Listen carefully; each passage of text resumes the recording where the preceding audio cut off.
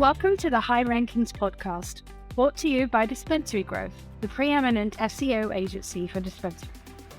Each episode will dive into the world of search engine optimization for cannabis dispensaries.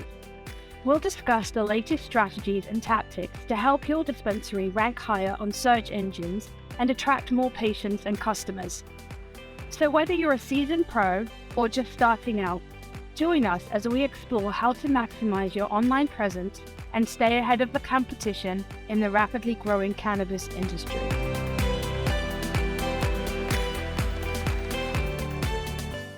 Hello, welcome back. We are on episode 65 of the High Ranking podcast. If we're honest, we all know that you guys listen for me. It's because of me. Time of recording, we are heading into the July 4th holiday, which is very nice. Woo!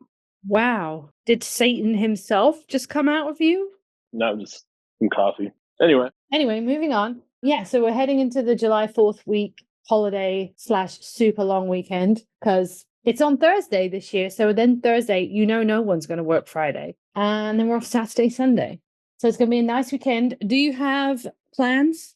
yeah, we are buzzing up. When I say we, myself and my girlfriend, we are buzzing up to the mountains, Winter Park, Wednesday afternoon. We're trying to negotiate an earlier check-in at the Airbnb in Winter Park. So yeah, heading up to the mountains. We'll see a couple of buddies up there. Right trestle, of course. I'm taking my bike. And then a buddy of mine has a lake house. It's called Grand Lake. It's like 3/4 of the way up to the mountains. He's got a boat as well. So might buzz over there maybe on the 4th. I don't know. But either way, I'm hitting trestle for the 4th and then come back and like barbecue, of course. Yeah, just enjoy the crisp mountain air. Do they do fireworks up there? Like, do they have a firework display up there? I don't know. I'm sure they do. We're also right across the street from a brewery. So I'm sure the brewery will have something.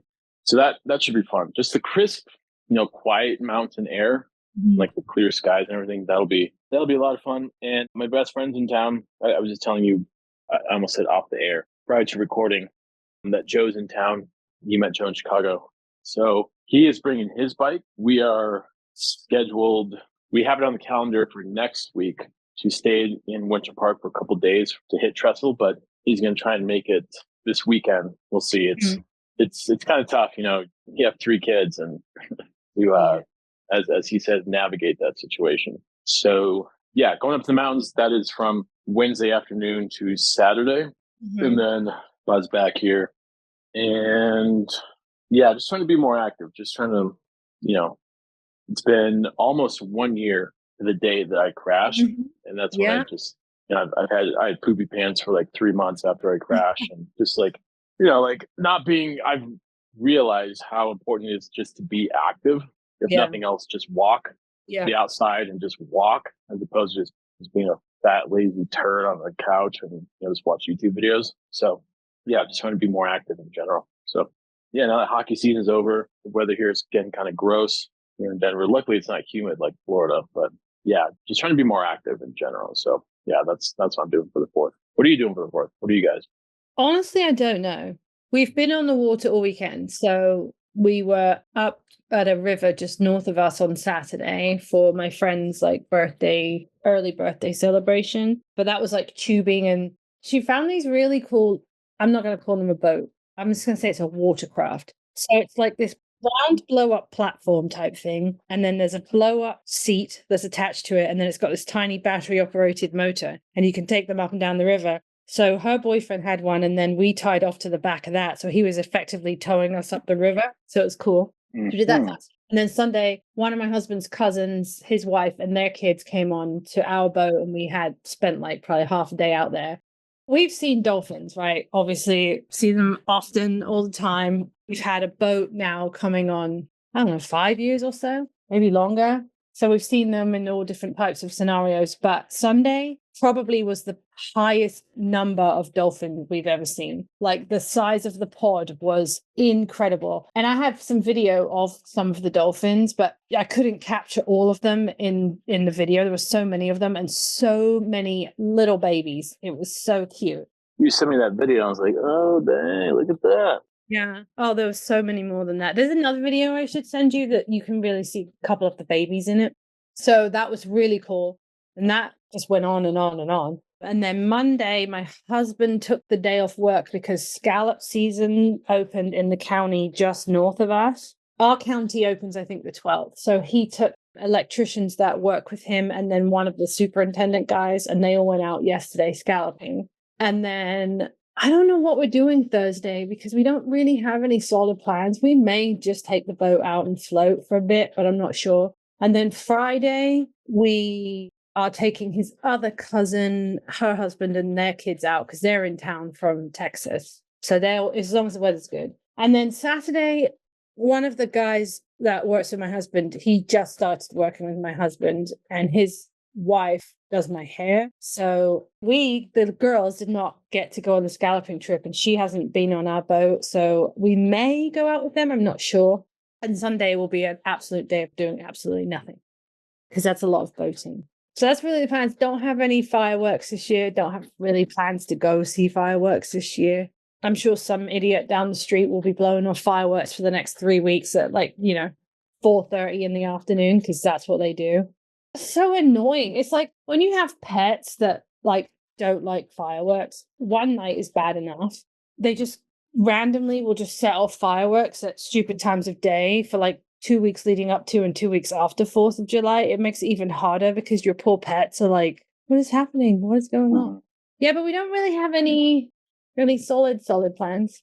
I used to love 4th of July when I was from 10 to 22, 23. I used to love bottle rockets. Bottle rockets, Roman candles, those big mortars. Yeah, we've got some stories with those. But yeah, I used to love black hats. We used to have bottle rocket wars, myself and some neighborhood kids. We used to just hop on our bikes, ride around the neighborhood. Of course, this is before cell phone. Yeah. Ride around the neighborhood and have PVC pipe. And then we would load up bottle rockets inside the pipe and shoot bottle rockets at each other when we were riding bikes. Oh, that sounds very safe. Yeah, it was a lot of fun. It was kind of safe. I hit my buddy in the face one time. I never got hit, but I smoked him. He's fine. He was fine. But yeah, that's but he's fine. Yeah, I used to love 4th of July. That was so much fun. And yeah, I always say calm down. But yeah, so Denver police are starting to crack down on fireworks.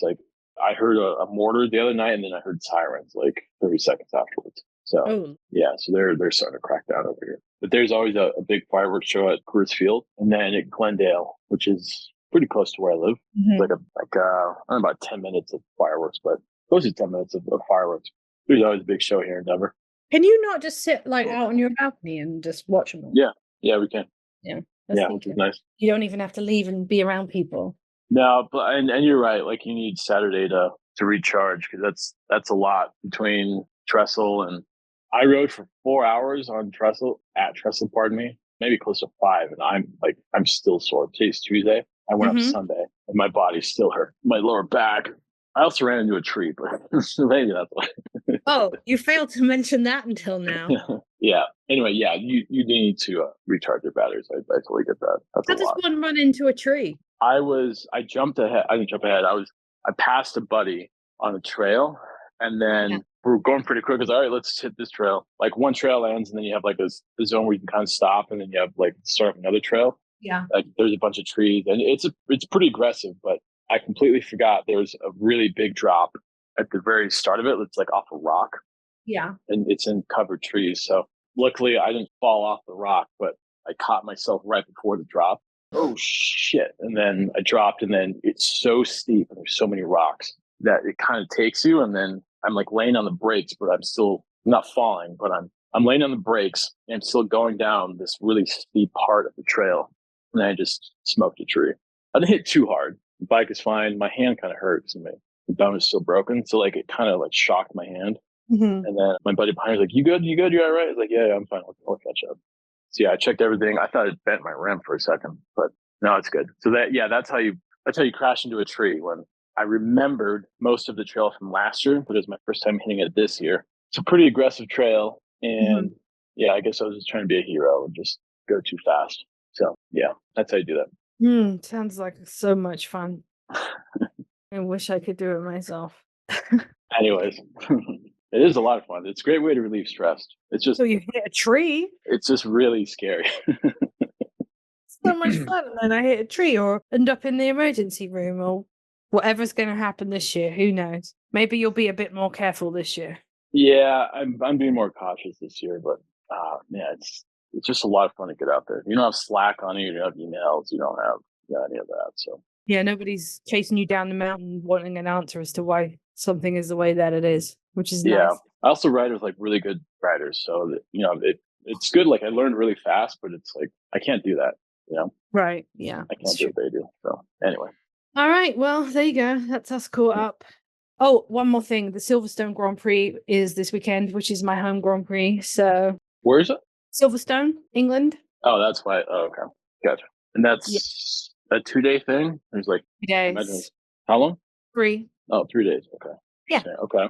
Yeah, that's this weekend. So somehow, somewhere along the line, I am going to have to fit in watching that somewhere. Well, Sunday I will, because we won't be doing anything Sunday, which is the actual race. Oh, okay. I imagine Austin will watch a big F1 thing. She should, because McLaren is a British team, and I know she's a McLaren fan. So yes. Yeah. Okay. Anyway, on to other things. Let's talk about this episode. We're on episode number 65. I don't know if I mentioned that at the beginning. Episode 65. And today we're going to talk a little bit about balancing informational content and commercial content. So before we start, we should probably discuss what is informational content and what is commercial content. I guess I'll go first. I'll do informational content. So informational content is things on your website. Okay, let's talk about user intent. Okay, so that's the intent. So when a user is searching for something, it is the intent of which they're searching, right? So for example, informational content or informational searches are typically more research based, if that makes sense. So it's people literally looking for information. They are trying to find out things. So when you're thinking about informational content, keywords typically are going to be like where, why, how to, what is, those kind of things. Those are going to be your informational content. So your searchers are looking to find information. And then commercial tends to be more people who know what they're looking for. So whether it be a specific product, a specific brand, that kind of thing. So you might find that their queries are going to start with like best. So best dispensary near me, best indica strain, best, sativa strain. Or they might be looking for, say, like a review on a specific product because they know about the product and they may want to buy it, but they want a review on it. So those are pretty much a simplistic way of explaining the difference between informational and commercial. Okay, that's pretty good. So what about like some blog posts of like how to get the smell of weed out of your car versus that's going to be informational because that's a research type thing. Yeah, so like informational, and then in there you could weave in like some, or is that content like you're saying, like information, like answering a question? Is there a way to kind of put in like, I'm looking at it from like a conversions perspective. Mm-hmm. Can you put in like a button that's like buy this strain here at this location, or like you kind of stay away from that? You can, because the whole point of driving people to your website, the end result is you want them to buy, right? So you can, but I think it really depends on the content you've created, right? I think if you have gone into this with the understanding that this literally is just a page that is answering an informational search, for example, it could be a page about the laws of purchasing marijuana in Florida, for example. Mm-hmm. You can definitely put like a call to action, like to link to being able to purchase, but your page, most of your page is going to be informational content because that's the way you've designed it. You don't want to confuse Google too much either with that. So yes, the answer is you can. You just want to be careful about how you do it. Gotcha. Okay. And it's important, to structure it correctly and then have, like building trust and, domain authority with the right content, like content blend. Yeah. While still driving conversions. And if we're starting from zero, it's important to get your sales page. So like, I guess that'd be your commercial page. Your Denver dispensary page should link to we have a whole episode about this, should link to your Google business profile. Yeah. And that's your sales page. That's where basically all your like local discovery will come from. From there, you can link to like product pages, categories, and then maybe some informational content as well. So maybe like qualifying conditions. Would that be the best way to set that up? That's kind of what I'm thinking. Yeah. Yeah. It's funny because when we're talking about this, you're coming at it from a very different angle, but the outcome is still going to be the same, if that makes sense. So I'm thinking like in terms of a user, you're thinking in terms of the back end and conversion rates, and you know what I mean? But yeah, principally it's the same. You want to set it up, one, for user experience, two, so that when people are doing the search with the intent that they have, that they find the results that they're looking for. Three, that you don't confuse Google, and four, that those pages rank. So those kind of, what you're looking at when you are not only just creating that piece of content, but how does that content fit within your website? And then how can you link that piece of content to other things within your website? And then how can you link other pages on your website to that piece of content? So it's like a multifaceted like way that you have to look at it. But I think for a dispensary's website to be successful, it needs to be almost like a resource for recurring customers in terms of like, between the information and the commercial. It needs to be a resource. So say they've heard about this new product or they've heard about something that's happening within the cannabis industry. They know they can go to your website and they can find out the information that they want because you update your blogs regularly. But also at the same time, they can purchase the products they want to purchase too. So it's like an all-in-one kind of thing for them. So that's why when you're creating your content, you want to have a difference between the two. There is no issue with a crossover on a piece of content, but it needs to be done in a way that's not confusing to Google. That makes sense. So if, for example, your H1 is difference between indica and sativa, if someone's doing a search, what's the difference between indica and sativa? That is an informational search. Therefore, that page needs to be about the differences between indica and sativa. What it cannot be is the headline, the H1, the difference between indica and sativa, and then you just start listing out all of the different brands of indica and sativa that you sell. That's not going to work. What you can do is have an informational piece about the differences between indica and sativa, and then have a couple of links on that page to different products that you sell. And then also at the bottom, you could have like a call to action button where it takes you then to be able to purchase products. That makes sense. Yeah, gotcha. Okay. Having the right balance is key. So what are the benefits of a balanced content strategy? Kind of what you were just saying. Well, exactly that it's not confusing to Google, which means that it will rank the page. It's not confusing to your customers or to visitors to your webpage. And that if you provide these people with the information they're looking for in a succinct manner, next time they look for something, they know that they can trust your website, which comes back to the whole building trust thing, right? Oh man, last time I was trying to figure out the difference between indica and sativa, I found this page and it was super helpful and I really understood it. But now I really want to know like about vaping. Maybe I want to get into it, but I'm not sure. Let me go check about vaping on their website. So it's building the trust versus, man, last time I tried to find something at indica and sativa, I found this webpage and it was so confusing and all they wanted to do was just sell me their stuff, which, yeah, honestly, all our clients want to do is sell you their stuff. That's the bottom line at the end of the day. But in order to do that, they have to build up a trust level with you with the information that you're looking for. You can tell too, like when you land on a site that's purely just transactional, commercial, like it's really like off-putting. It's just kind of like, ugh. I just get creepy vibes, like the used car salesman. It's like, just like click here and buy a bunch of arrows, and then you have like a timer on the page, like this deal will expire.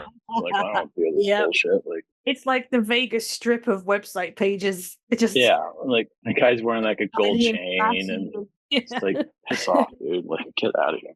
Okay, so informational content. Then some topics can be like information. Like that's like pretty broad, right? Like cannabis education. So like strains, like you said, or like rec topics. Like FAQs, qualifying conditions would be an informational topic. You could either have a silo or blogs that like constantly update with any news or anything developing within the cannabis industry, tutorials, those kind of things. All of that's informational because you're not talking about like a specific product. You may mention a specific product in relation to what you're talking about, but the page itself is not specifically about a product or a group of products. It's more about informing your user of, you know, whatever's on that particular page. Gotcha. And I think so much of that is like research, having the right layout of a page, having the right information at the right part of the page, right section of the page, how to roll a blunt, and then like having the right pictures and maybe mention a strain or two, obviously link to those. Images are key, just like even videos now, because it's so big with Google now. If you have a YouTube channel, definitely integrate that. And then product pages.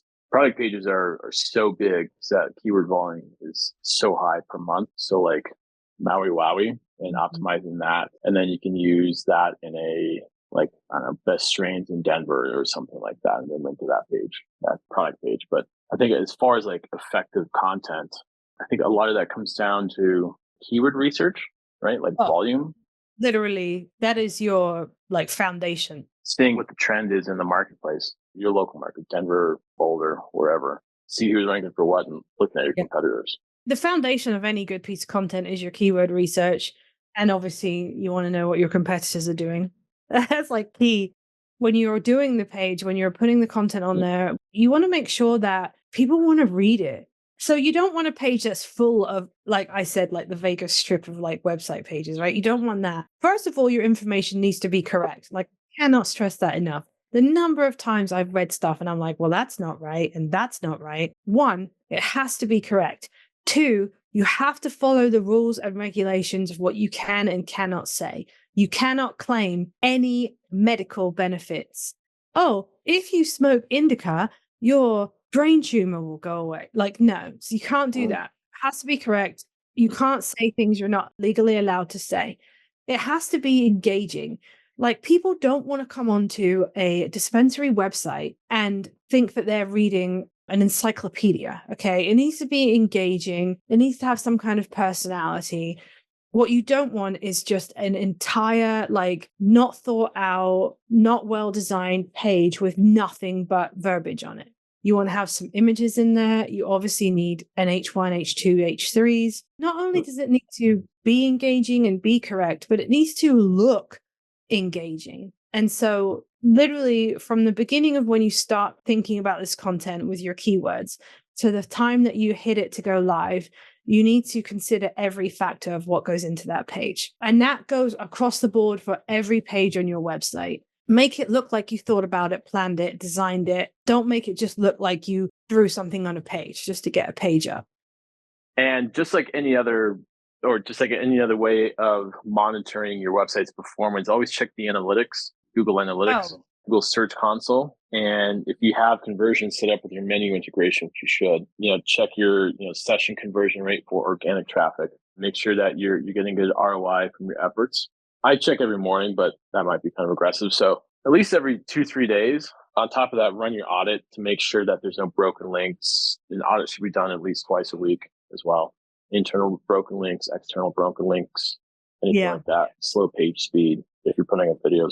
Yeah, just monitor, benchmark, keep doing your content thing. Also local citations. We have an episode about that, but analyze the performance definitely weekly at least, and make adjustments, iterate, make adjustments as needed moving forward. I think that's about it, huh? Google Analytics for Google Search Console and a good audit tool like Screaming Frog. That's a great way of how to cover it. Pretty much. I mean, I'm just trying to think. If you go to SEMrush, I don't know about Ahrefs because I haven't used it, but I know SEMrush literally will put a little icon next to like your page, and it will say whether it's commercial, informational, navigational, and transactional. So there are others. Obviously, transactional would be like people who literally want to make a purchase. And then navigational would be if they want to find a specific page. Yeah, if you're unsure, you can always check and see how the little icon that SEMrush puts right next to your web page. Honestly, you shouldn't need that, and you absolutely shouldn't rely on that because you're creating your content yourself, so you should absolutely know. But you can always check it too. So I just did dispensary near me. Of course, that's transactional. Weed dispensary near me, medical dispensary near me, dispensary near me, open. These are all transactional. And then it goes to dispensary jobs near me, and that's commercial. So yeah, definitely keep an eye on that. That's a good call. Navigational, green light, dispensary near, of course, green light. There's so many different tools, and we talk about this a lot, and we've done multiple episodes on it. But there are so many different tools out there that help you with everything to do with the SEO and your website. And sometimes it is just a case of you don't know what you don't know. If you are unsure and you just need a little help or a pointer, or did I do this right? Because I really wanted it to be informational, but it's coming up in SEMrush and it's showing as commercial. You can always reach out to us. You can find us on Instagram. You can find us on LinkedIn. You can find us on YouTube. You can always reach out to us and we'll be more than happy to give you a few pointers. Or if we need to do a whole episode on something, we're very happy to do that.